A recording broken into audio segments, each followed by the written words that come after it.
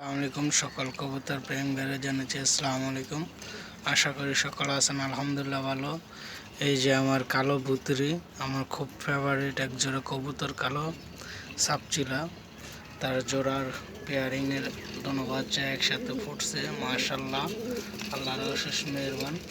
তো আপনাদের মাঝে নিয়ে আসলাম নতুন করে একটা ভিডিও।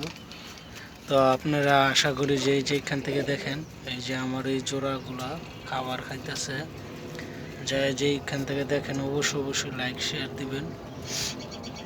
আর একটা জিনিস কি, কবুতর ভালো খারাপ ওইটা অনেকের কাছে পছন্দ হয়, অনেকের কাছে পছন্দ হয় না। সবার কাছে সবার ভালো কবুতর থাকে না।